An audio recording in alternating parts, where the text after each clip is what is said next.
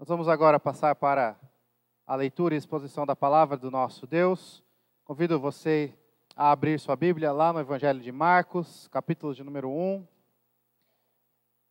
Enquanto isso, as crianças até 4 anos podem acompanhar a equipe de professores. Marcos, capítulo 1. Nós vamos ler do versículo 35 ao 39. Marcos 1, versos 35 ao 39.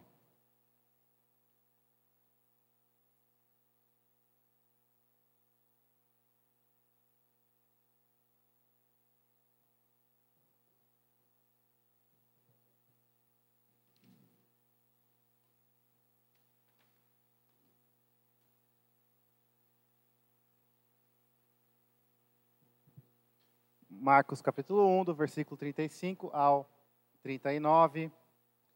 Assim diz a palavra do nosso Deus: tendo-se levantado alta madrugada, saiu, foi para um lugar deserto e ali orava. Procuravam-no diligentemente Simão e os que com ele estavam.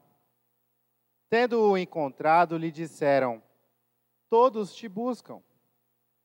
Jesus, porém, lhes disse: vamos a outros lugares, às povoações vizinhas, a fim de que eu pregue também ali, pois para isso é que eu vim.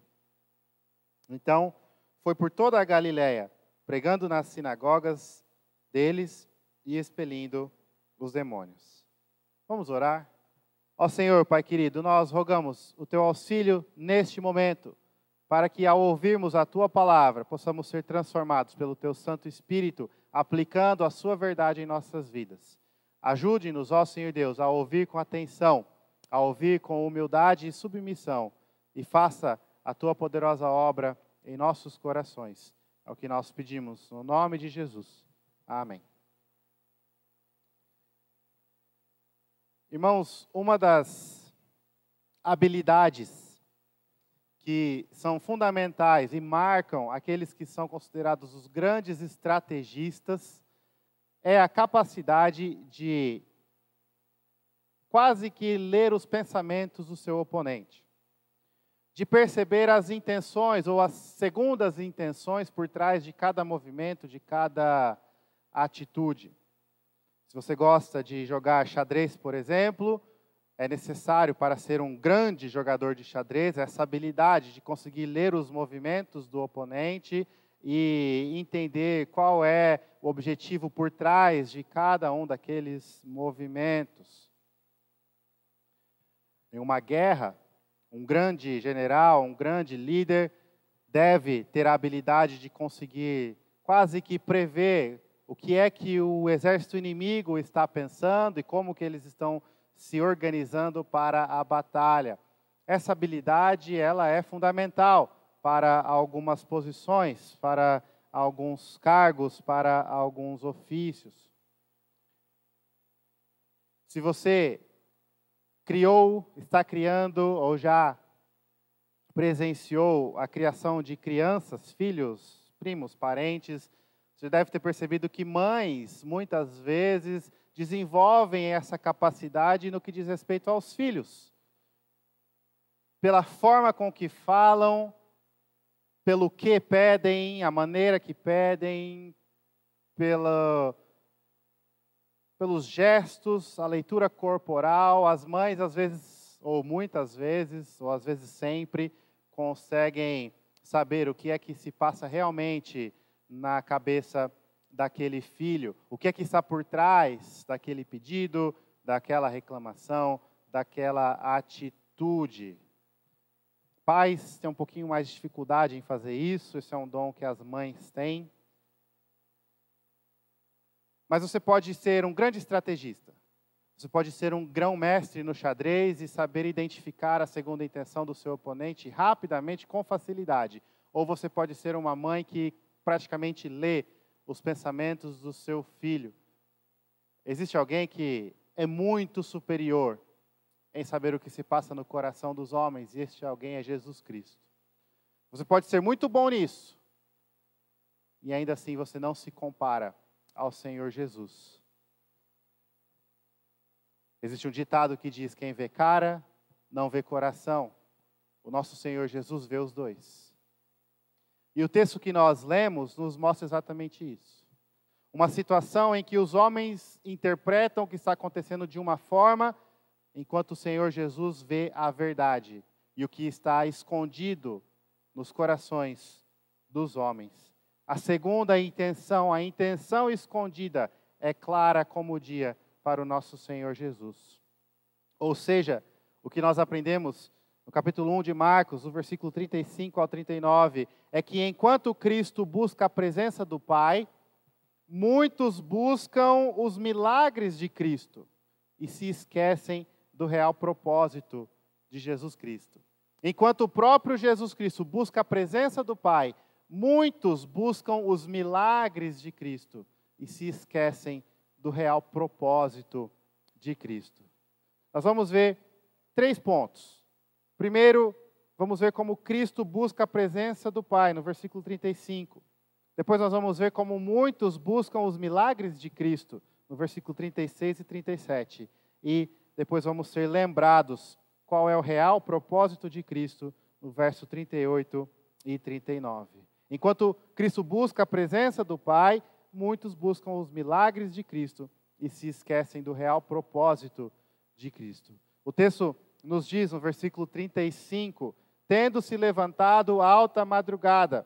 Lembre-se, qual é o contexto do que nós estamos lendo aqui? Jesus começou o seu ministério na região ali da Galileia, ele vai no mar da Galileia, naquela região, e no mar da Galileia ele chama os seus primeiros discípulos, e ali, com os seus discípulos, ele vai para uma cidade que se chama Cafarnaum, e lá ele vai ensinar na sinagoga. E na sinagoga ele ensina de um modo que deixa as pessoas maravilhadas, porque ele ensina com autoridade. Na sinagoga ele expulsa um demônio, e depois, com a fama de Cristo se espalhando, ele vai para a casa de Pedro. Na casa de Pedro, a sogra de Pedro está doente, Jesus cura a sogra de Pedro, e a fama de Jesus se espalha de tal modo que muitos e muitos, uma grande multidão, vai até Cristo.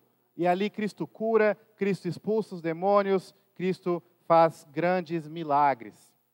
E o texto diz que é depois disso, então depois de ter ido em Cafarnaum, na sinagoga, ensinado, expulsado demônios, curado a sogra de Pedro e feito muitos outros milagres, depois disso, Cristo se afasta.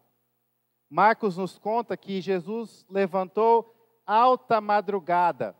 O texto no original diz, ainda sendo noite, ou ainda sendo escuro, ou seja, Jesus foi antes do sol nascer, bem cedinho, antes do sol nascer, quando ainda era noite, Jesus se levantou e foi para um lugar deserto.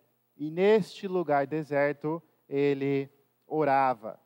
No versículo 36, nós vemos que o povo procurava a Cristo de forma diligente. Então, isso nos mostra que Cristo foi para um lugar deserto e um lugar difícil de se encontrar. Demorou para Jesus ser encontrado. O que nós aprendemos com isso? O fato de que Jesus se levantou ainda à noite para que não fosse visto, para que os seus discípulos e a multidão que queria encontrar a Cristo e ver a Cristo e os milagres de Cristo não soubessem onde ele foi. Ele foi ainda à noite, ainda escuro, e ele se afasta. Ele se afasta para um lugar deserto, um lugar desconhecido, um lugar onde ele teria tranquilidade, onde ele teria sossego, silêncio, um lugar deserto. E neste lugar deserto, ele ora. Aqui nós temos o Filho buscando a presença do Pai. Nós temos Jesus Cristo indo até um lugar onde ele teria tranquilidade, paz, sossego para orar, para buscar o Pai. Cristo busca a presença do Pai. Cristo busca a presença de Deus Pai. Cristo vai a um lugar deserto para orar.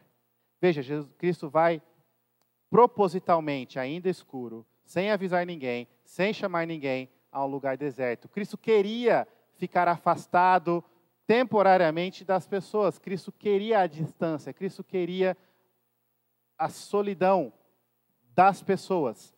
para estar a sós na presença de Deus, com Deus, Cristo busca o Pai. Não é a única vez que Jesus faz isso. Se você continuar lendo os evangelhos, você vai ver que Cristo frequentemente se retirava para orar. Em situações difíceis, antes de ir para a cruz, por exemplo, ele vai para o Monte Getsemane e lá ele ora. E várias outras vezes ele se afasta da multidão para orar. Aqui, Jesus se afasta dos seus discípulos e da multidão para orar. Cristo busca a presença do Pai. Podemos afirmar com segurança 2 motivos por que Jesus faz isso. Primeiro, porque ele gostava. Você normalmente não se levanta voluntariamente, ainda escuro, e sai sem incomodar ninguém, sem chamar ninguém, para fazer algo que você não gosta. Você faz isso porque você gosta. Cristo gostava de estar na presença de Deus em oração. Mas não apenas isso, Cristo precisava desses momentos para se fortalecer, para se acalmar, não que ele estivesse desesperado, ansioso, ele não tinha pecado nenhum, mas para encontrar o sossego e o refrigério de sua alma, ele buscava a presença do Pai. Ele gostava e ele precisava. Mais uma vez, você vai perceber no ministério de Cristo que em momentos críticos, em pontos em que Jesus enfrentaria grandes desafios, ele sempre busca a presença de Deus Pai em oração. Cristo busca o Pai em oração, porque ele se deleitava nisso. Ele tinha prazer em estar com o Pai. E ele precisava disso para se fortalecer e conseguir cumprir com o seu ministério, com a sua missão. A pergunta para nós, então, imediatamente é a seguinte: você gosta de estar na presença de Deus em oração? Porque em Jesus Cristo você também é filho de Deus. Deus Pai é o seu Senhor. O seu Pai amado, o seu Pai amoroso, o seu Pai de graça, o seu Pai que sabe dar bons presentes, o seu Pai que cuida, o seu Pai que sustenta. Você se alegra ao estar na presença dEle em oração? Sim, nós estamos na presença de Deus a todo momento. É claro, Deus é o Rei de toda a terra, está em todo lugar. Mas aqui nós temos Jesus que vivia na presença de Deus, buscando a presença de Deus de forma especial em oração. Você gosta disso? Você se alegra com isso? Ou a oração é simplesmente um peso, uma obrigação, mais uma tarefa que você tem que marcar na sua lista de afazeres? A oração é algo difícil? Ou é algo que você gosta, anseia para estar fazendo? Você busca momentos de estar a sós na presença de Deus, como Jesus fez? Você separa tempo do seu dia, da sua vida, para buscar a Deus em oração de forma especial, de forma a sós? Talvez, diferente de Jesus, você não tenha uma multidão correndo atrás de você aonde você vai, mas nós vivemos em uma época em que o barulho ao nosso redor o tempo todo é como se fosse uma multidão. A informação, a tecnologia, a poluição sonora da correria, dos problemas, dos afazeres, a informação que chega no seu bolso a todo instante, e o desejo de estar conectado o tempo todo é como se fosse uma grande multidão, chamando a sua atenção, chamando você o tempo todo.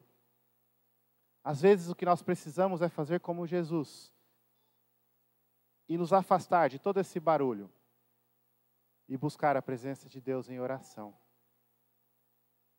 Você gosta de fazer isso? Você busca fazer isso? Não ache que esses momentos a sós com Deus vão acontecer de forma acidental, de forma natural.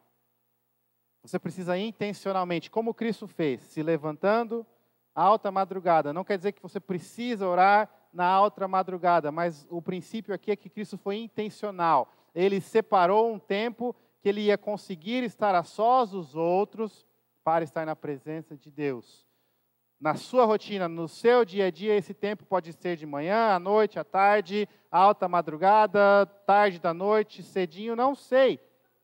Mas o importante é, você é intencional em buscar a presença de Deus em oração. E aí nós vamos mais além, porque não só Cristo gostava, mas Cristo precisava desses momentos. Quando ele vai até Getsêmani para orar, ele fala para os discípulos, eu vou orar porque eu estou aflito até a morte, eu preciso orar, eu preciso da presença do meu Pai em oração, deste momento a sós, de intimidade com o meu Pai. Lá ele se afasta dos discípulos, leva apenas os mais íntimos e ainda se afasta um pouco mais para estar a sós, ele e Deus, em oração. Ele precisava disso para se fortalecer.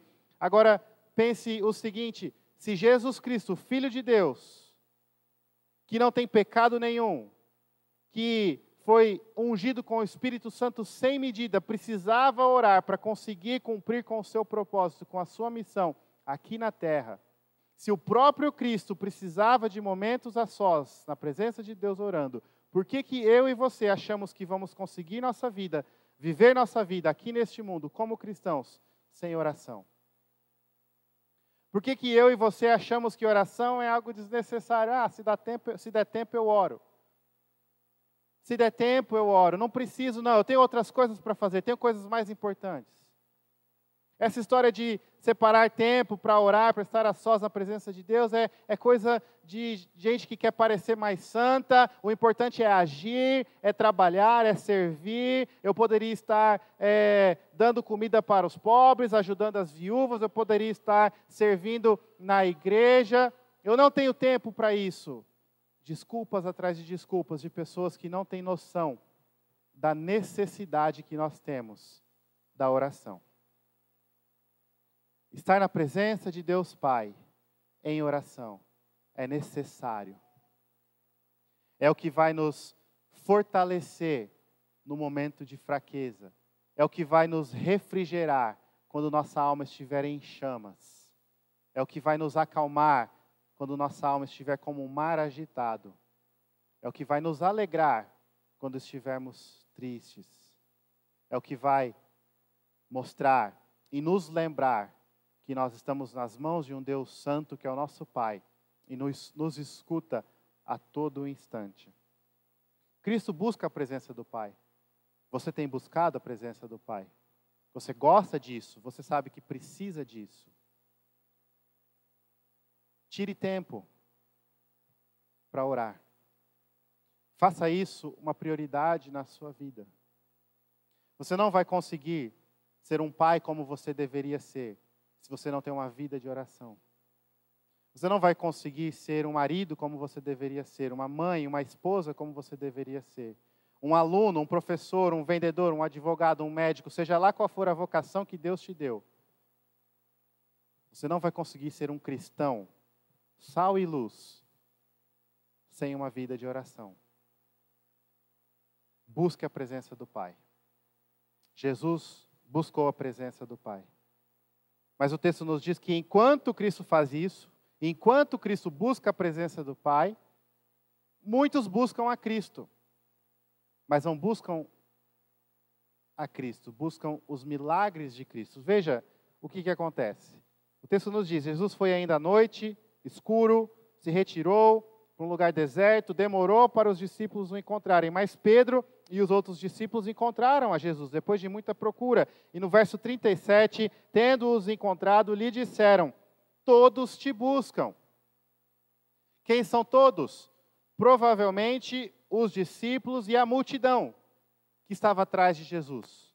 A fama de Jesus se espalhou naquela região. Jesus cura, Jesus ensina como ninguém, Jesus expulsa demônios, o que ninguém mais conseguia fazer.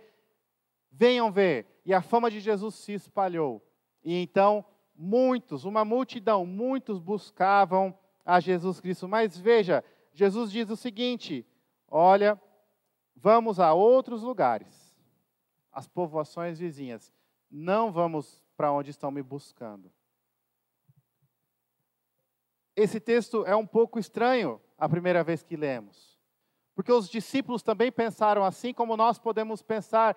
Olha, essa é a oportunidade de ouro para Jesus pregar o Evangelho. As pessoas estão buscando a Ele. A multidão quer a presença de Jesus, quer ver Jesus, quer falar com Jesus. Por que Jesus não voltou correndo? Muitos podem dizer, Jesus foi imprudente ao se afastar. Ele não deveria ter fugido da multidão. Só que Jesus vê os corações, Ele sabe as intenções das pessoas. Quando Pedro fala, todos te buscam, o texto original tem um tom de reprovação. Pedro está dando uma bronca sutil, mas um puxão de orelha em Jesus. Olha, Jesus, todos te buscam. Aos olhos de Pedro e dos discípulos, Jesus estava perdendo a oportunidade de anunciar o Evangelho ali. Só que quando a gente olha para o contexto, a gente viu que Jesus já anunciou o Evangelho naquele lugar. E já fez sinais, já fez milagres. E o que aconteceu? Eles ficaram maravilhados. Ficar maravilhado é ver algo e falar, nossa, maravilhoso, legal, bonito, belo, fantástico. O texto não nos diz nada sobre fé, sobre arrependimento, sobre mudança de vida, sobre deixar todo o resto e seguir a Cristo aonde Ele for.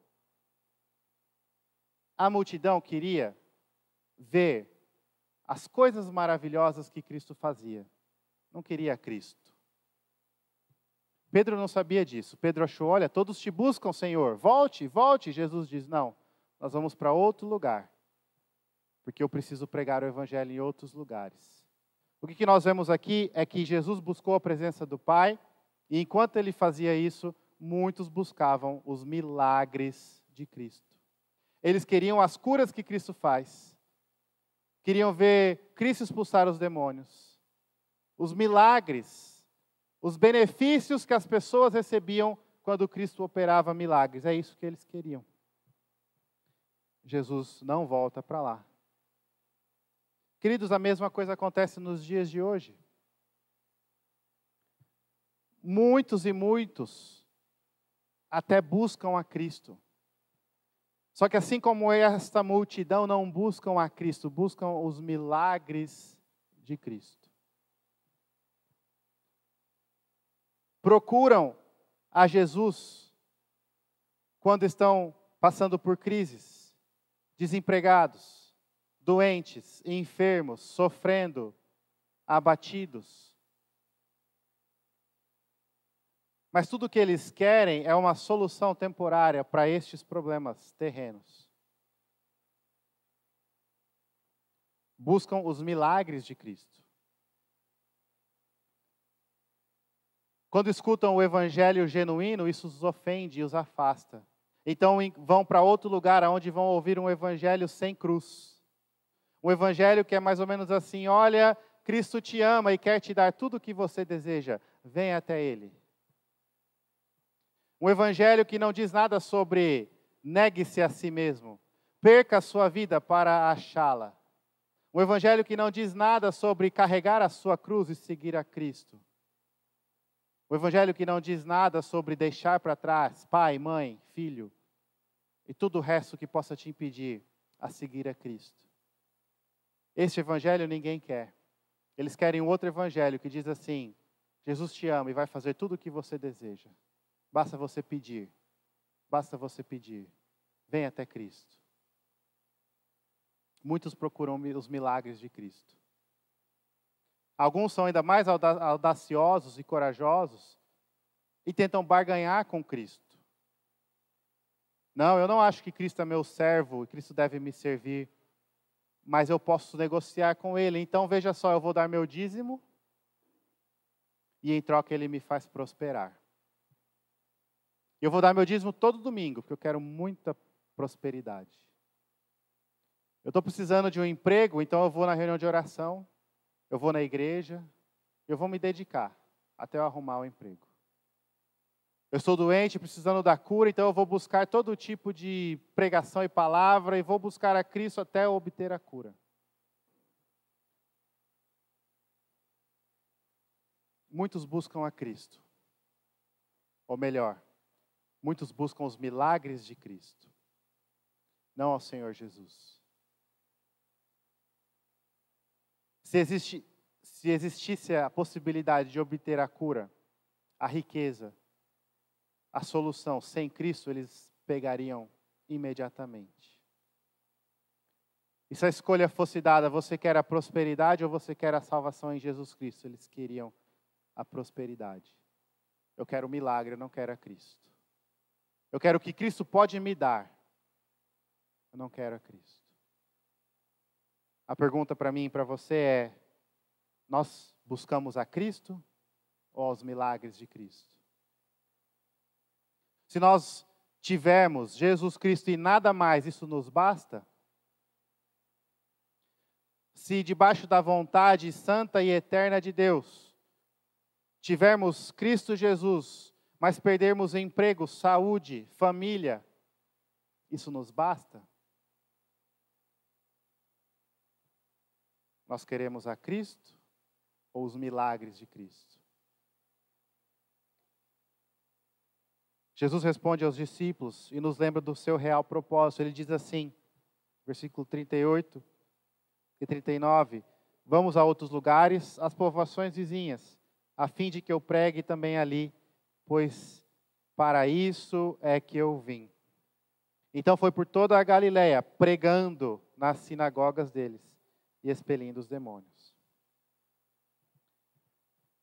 Jesus não disse, realmente, Pedro, é uma oportunidade única, vamos voltar e estabelecer os nossos seguidores ali, naquela região. Jesus diz, não, eu preciso pregar o Evangelho.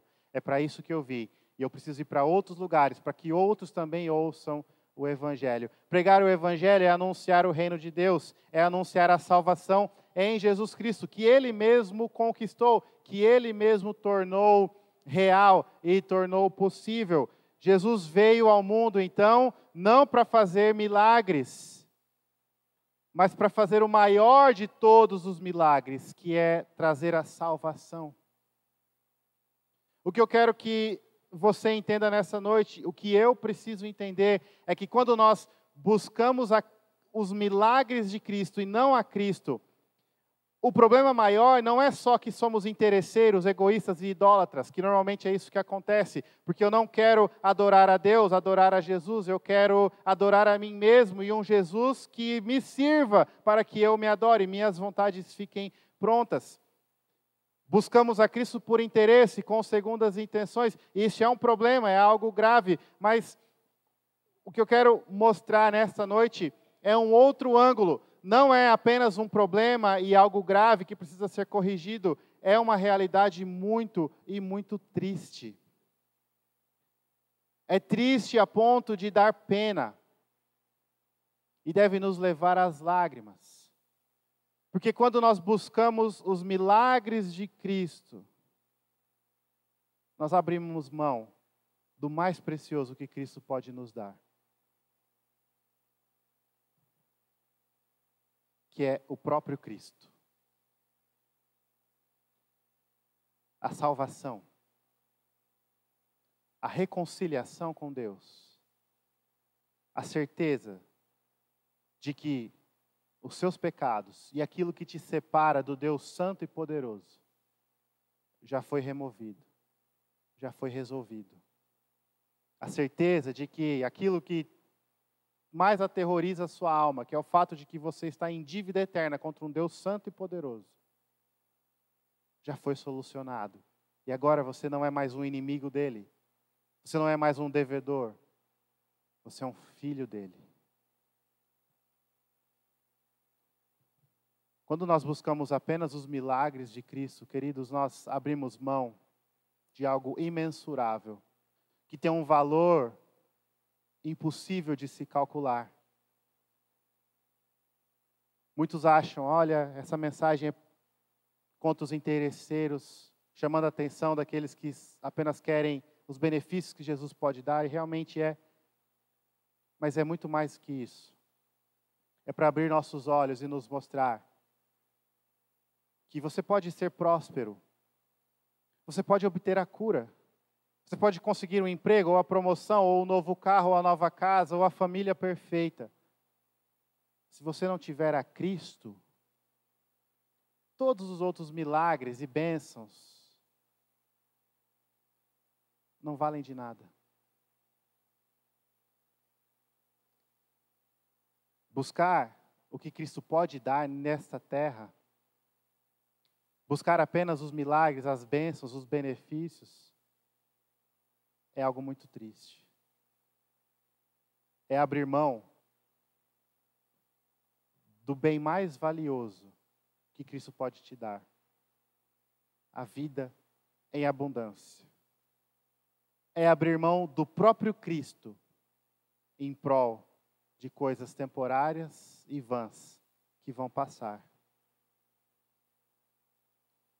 Quando Jesus diz, não vou voltar, mas vamos para outros lugares pregar o Evangelho, Ele está dizendo, olha, pregar o Evangelho, ou seja, anunciar a salvação que eu mesmo obtenho, é mais importante, porque a salvação vale mais, é mais preciosa, é mais valiosa, é muito melhor.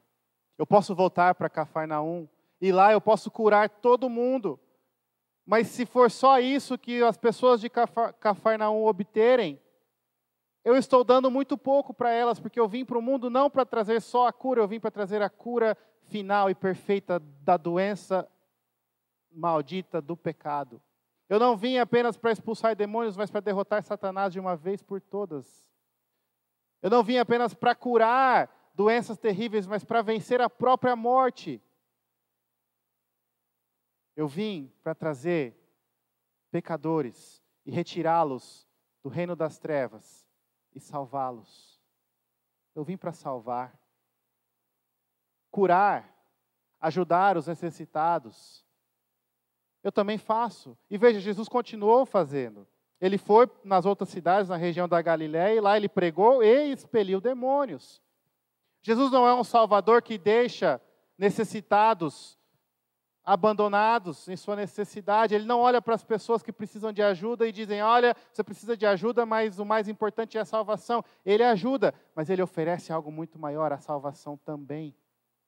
E o problema da multidão em Cafarnaum é que eles queriam apenas os milagres. E o problema de muitos cristãos nos dias de hoje é que querem apenas os milagres. O problema de muitas igrejas, e o nosso problema muitas vezes é que nós esquecemos de como é bom ter Cristo, e nós nos apegamos ao fato de que não temos o que o nosso coração acha que nós merecemos. Então nós vivemos os nossos dias descontentes, reclamando, murmurando, mas Deus não me deu isso, mas Deus não me deu a cura, mas eu sou um sofredor. Querido, você pode ser um sofredor. Não estou falando que sua dor é em vão. Não estou falando que a sua doença não é algo terrível e triste. Não é isso. Mas você pode e deve se alegrar e viver contente em toda e qualquer situação, como Paulo falou, porque você já tem o próprio Cristo. Isso aqui vai passar, alegre-se, você já tem algo muito maior, você já obteve uma cura muito mais verdadeira e muito mais definitiva, você já obteve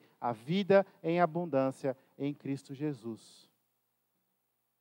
Não deixe que as bênçãos que você não recebeu aqui nessa terra te roube a alegria de já ter obtido o próprio Cristo. Não permita que isso aconteça. Tudo bem, talvez você não tenha o melhor carro, a melhor da condição de saúde. Talvez você esteja exatamente no oposto, é uma grande crise. E eu não estou dizendo, é assim mesmo e pronto. Não. Ore, peça, busque.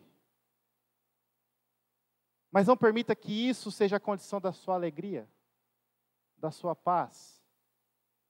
Porque você já tem o próprio Cristo. E se for da vontade dele, que você não tenha mais nada, eu te garanto, você já tem o que é suficiente, e o que é melhor, o que é mais valioso. A pior coisa que pode acontecer para uma pessoa é ela obter os milagres que Cristo pode dar e não obter a Cristo. É a pior situação que um ser humano pode estar. Isso aqui não é uma crítica contra muitas igrejas e lugares que crescem porque anunciam o evangelho dessa forma. Essa é um alerta para os nossos próprios corações e um lamento. Como é triste essa vida de muitos que até obtêm prosperidade, obtêm a saúde, o sucesso e a vitória, mas abrem mão do próprio Cristo. Que nós jamais façamos isso, mas que nós possamos nos alegrar porque já temos o bem mais precioso. Enquanto Cristo buscou a presença do Pai, muitos buscaram os milagres de Cristo e se esqueceram do real propósito de Jesus Cristo. Feche seus olhos, nós vamos orar. Ó Senhor Deus, Pai querido, nós rogamos que o Senhor nos levante os olhos para vermos o bem mais precioso que nós já temos, que é o próprio Senhor Jesus Cristo, nosso Senhor e nosso Salvador.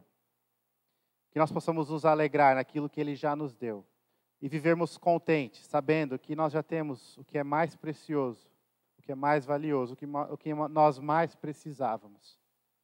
Nós te louvamos porque o Senhor nos dá a bênção, sim, nesta vida. O Senhor nos dá o sustento, o Senhor cuida de nós, o Senhor ouve nossas orações e muitas vezes opera milagres em nossas vidas. Mas nós pedimos que o Senhor jamais nos permita achar que isso é o mais importante, mas que ao receber essas outras bênçãos secundárias que o Senhor nos dá, nós possamos louvá-lo e engrandecer ao teu nome, sempre gratos de maneira incomparável pela principal bênção, que é a vida em Jesus Cristo. Trabalha em nossos corações. Conforta o coração que está cansado e com medo. Sustenta, Senhor Deus, o coração que está abatido. Alegre aqueles que estão tristes. Lembre-nos do teu amor no teu Filho Jesus Cristo. É a nossa oração no nome de Jesus. Amém.